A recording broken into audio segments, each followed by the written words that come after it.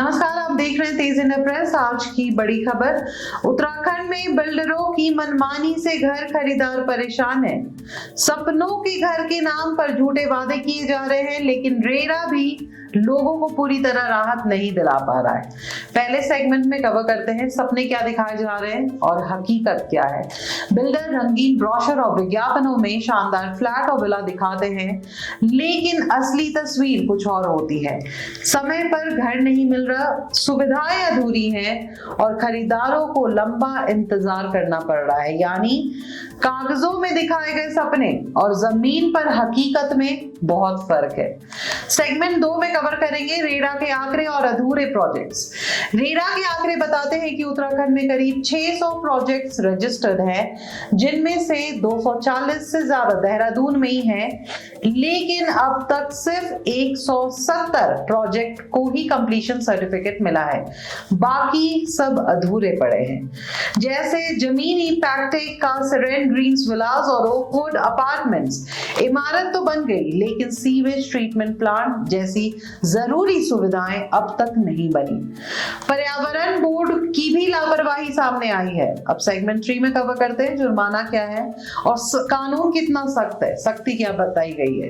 RERA ने कार्रवाई की है, अब तक 83 करोड़ रुपए से ज्यादा का जुर्माना लगाया और कई खरीदारों को पैसे लौटाने का आदेश भी दिया गया है, लेकिन हकीकत यह है कि 30 करोड़ से भी कम की वसूली हो पाई है। बिल्डरों पर जुर्माना तो लगता है, लेकिन पैसे वसूलना और खरीदारों को उनका हक दिलाना मुश्किल बना हुआ है।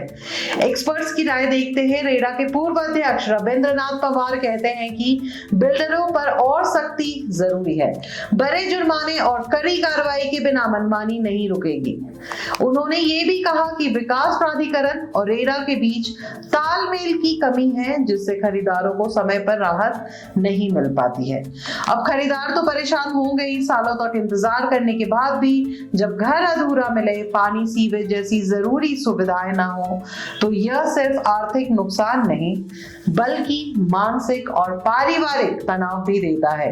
खरीदारों का भरोसा टूटा है और कई लोगों की जिंदगी पर भी इसका गहरा असर पड़ा है।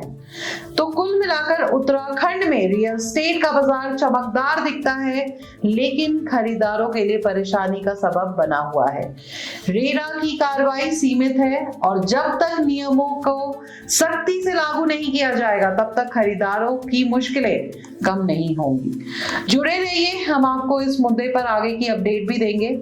अगर आपको हमारी ये रिपोर्ट जानकारीपूर्ण लगी हो तो इसे लाइक करें, ताकि हमें आपका साथ महसूस हो। अपने दोस्तों और परिवार तक सच्ची खबर पहुंचाने के लिए इसे शेयर करना ना भूलें और ऐसी ही ताजा और जरूरी खबरें लगातार पाने के लिए हमारे पेज को फॉलो करें।